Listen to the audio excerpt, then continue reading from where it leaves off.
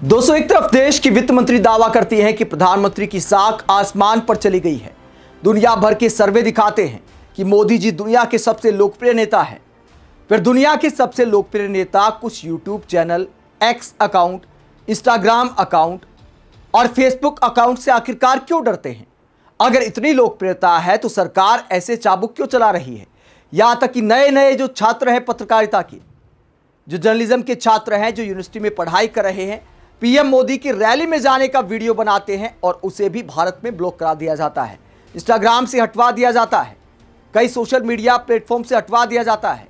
जो देश के व्यंग्यकार हैं उन्हें बताया नहीं जाता कि क्या आपत्तिजनक बनाया है, क्या गैर कानूनी बनाया है, लेकिन उनके फेसबुक पेज को भारत में बैन करा दिया जाता है। एक्स अकाउंट कई बैन करा दिए गए। आरोप लगाया गया कि भारत के प्रधानमंत्री की छवि खराब कर रहे हैं। और अब यह मामला संसद में भी उठाया है संजय सिंह ने। संजय सिंह ने एक एक चैनल का नाम गिनाते हुए क्या कहा, आगे आपको दिखाएंगे।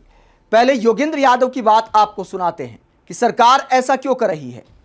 जो छात्र मोदी जी की रैली में जाते हैं, ये बताते कि भैया कैसे बस में बैठे, क्या मैसेज आया, यूनिवर्सिटी वालों ने क्या बोला, वहां जाकर क्या देखा और कैसे घर आए। ऐसी सामान्य बातों वाले वीडियो को भी जब ब्लॉक कराया जा रहा है और कईयों पर एक्शन हुआ है, तो इसे लेकर क्या कहते हैं योगेंद्र यादव कि सरकार ऐसा क्यों कर रही है। योगेंद्र यादव ने क्या आरोप लगाया, जरा सुनिए। कई बार बहुत बड़ी खबर छोटी छोटी किस्तों में आती है ताकि हम पहचान ना पाए। पिछले कुछ दिन से यही हो रहा है। जो पहले परचून में होता था अब वो थोक में शुरू हो रहा है। 4 PM को YouTube से बंद किया गया। उधर फेसबुक ने नेशनल दस्तक को बंद किया, मॉलिटिक्स को बंद किया, राजीव निगम का जो था उसको बंद किया। कश्मीर के ग्रेटर कश्मीर, राइजिंग कश्मीर और कई को भी मेटा ने बंद किया है। ट्विटर पे एक्टिविस्ट संदीप और डॉक्टर नीमो यादव, इनके अकाउंट्स को भी बंद किया गया। और यही वो वक्त है जबकि मुकेश मोहन जैसे इन्फ्लुएंसर्स के खिलाफ केस किए जा रहे हैं। ये टुकड़ों टुकड़ों में जो खबर है, इसके पीछे बड़ा सच क्या है?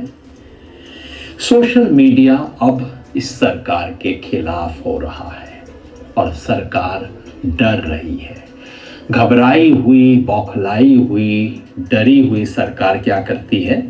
पोस्टमैन को पकड़ने की कोशिश करती है कि तुम्हें नहीं करने देंगे। 2 बात याद रखने की है। पहला, ये मत सोचिए कि सिर्फ 4 PM पे हमला है, ये मत सोचिए कि एक्टिविस्ट संदीप या किसी और पे हमला है, ये हम सब पर हमला है।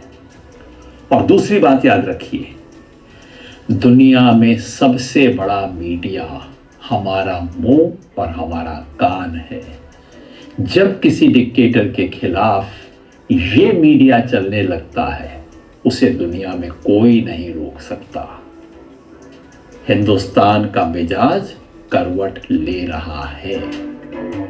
तो योगेंद्र यादव दावा करते हैं कि सरकार डरी हुई है, मिजाज करवट ले रहा है, इसलिए ऐसे कदम उठाए जा रहे हैं। दूसरा दोस्तों, ये भी कोशिश नजर आती है कि एक ट्रेंड था किसी जमाने में, ज्यादातर युवा राहुल गांधी का मजाक उड़ाते थे, विपक्ष का मजाक उड़ाते थे, लेकिन बहुत सारे लोगों की आंख खुली है, बहुत सारे लोगों ने दिमाग से सोचना शुरू किया है। सोशल मीडिया पर ट्रेंड बदलता जा रहा है। यही वजह है कि मोदी जी की रैली में जो आए थे नोएडा वाली में, उसमें भी बहुत सारे छात्रों ने मजाक उड़ाते हुए वीडियो बनाए, पोस्ट किए। तो सरकार को यह क्या बदलता ट्रेंड रास नहीं आ रहा, इसीलिए ऐसे वीडियो तक को ब्लॉक करा दिया जिसमें कुछ भी गैर कानूनी नहीं, कोई बड़ा पत्रकार शामिल नहीं, कोई ऐसा चेहरा शामिल नहीं जो लंबे समय से सरकार की आलोचना करता आया है। उसके बावजूद ऐसे वीडियो को ब्लॉक कराने का मकसद क्या है?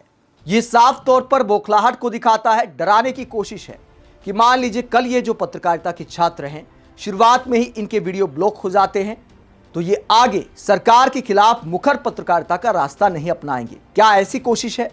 एक लड़की का वीडियो वायरल हुआ था गलगोटिया यूनिवर्सिटी की, उसने बाकायदा उसके बाद सफाई दी और यह कहा कि सरकार से सवाल उठाना हमारा काम है, लेकिन मैं साफ करना चाहती हूं कि मुझे राजनीति के चक्कर में नहीं पड़ना है, आगे मैं ऐसा कंटेंट नहीं बनाऊंगी।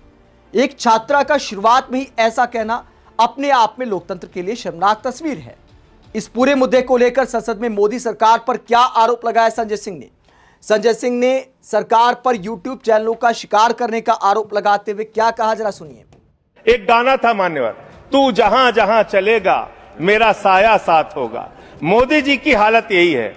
मोदी जी गाना बनाए हैं, मैं जहां जहां चलूंगा अडानी का ठेका साथ होगा। बांग्लादेश की यात्रा किया 2015 में, अडानी को ठेका मिल गया। श्रीलंका की यात्रा की 2021 में, अडानी को वहां ठेका मिल गया। तंजानिया की यात्रा की 2023 में, अडानी को वहां ठेका मिल गया। केन्या की यात्रा की 2023 में, अडानी को वहां ठेका मिल गया। नेपाल की यात्रा की 2023 में, अडानी को वहां ठेका मिल गया। मलेशिया में 2017 में यात्रा की, अडानी को वहां ठेका मिल गया।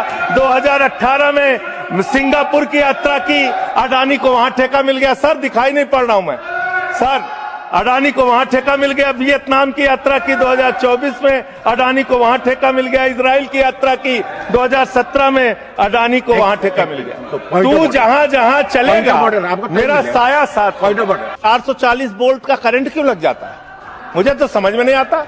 जैसे अडानी का नाम लो, पूरी की पूरी भाजपा खड़ी हो जाती है। यही विषय है कि देश को बर्बाद किया है तुमने, कर्जा दे दे के अपने दोस्तों को भगाया है। अब बिल पे आपका ध्यान, आपका दिमाग बड़े बकायेदारों से कर्ज वसूलने में नहीं है। अगर होता तो ये हजारों करोड़ के जो बकायेदार, इनके पासपोर्ट जब्त करो ना। संजय सिंह के तो पासपोर्ट आपने जब्त किए हैं, एक एक सांसद के पासपोर्ट आपने जब्त किए हैं। इन डकैतों के पासपोर्ट क्यों नहीं जब्त किए आपने? नहीं जब्त किए।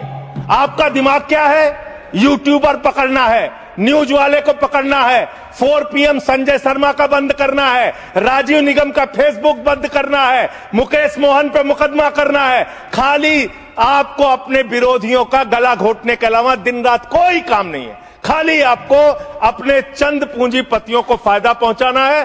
देश की जनता भाड़ में जाए, कोई मतलब नहीं आपको। नोटबंदी करके आपने देश की अर्थव्यवस्था को बर्बाद किया। आपने एक अपने पूंजीपति दोस्त को हिंदुस्तान की सारी संपत्ति देके देश को बर्बाद किया। आप सिर्फ देश को लूटने वाले लोग हो। आप देश को लूटने का और भ्रष्टाचार करने का और उनसे चंदा लेकर धंधा देने का काम कर रहे हैं। तो संजय सिंह आरोप लगाते हैं कि यूट्यूब चैनलों को ही पकड़ सकती है सरकार। जो देश का पैसा लेकर भाग गए, उनकी पकड़ आखिरकार कब की जाएगी, ये सवाल उठाया है संजय सिंह ने। तो संसद में भी सोशल मीडिया को जिस तरह दबाने की कोशिश की जा रही, उसके खिलाफ आवाज उठ रही है। लेकिन एकाध आवाज से लगता है कि बात नहीं बनेगी। सरकार की सोच ये है कि एकाध चैनल को बारी बारी से ब्लॉक करते जाओ, आने वाले पत्रकार इस रास्ते पर आने से डरेंगे। ऐसे में जरूरी है कि विपक्ष उन पत्रकारों की आवाज बने जो विपक्ष की आवाज बनते हैं। अगर विपक्ष ने पुरजोर तरीके से उन पत्रकारों के साथ खड़े होने का काम नहीं किया, तो विपक्ष के पास भी अपनी आवाज उठाने का कोई प्लेटफॉर्म बाकी नहीं रह जाएगा। आप इस पूरे मसले को लेकर क्या सोचते हैं, कमेंट बॉक्स में अपनी राय जरूर दें। साथ ही चैनल को सब्सक्राइब भी करें। नमस्कार।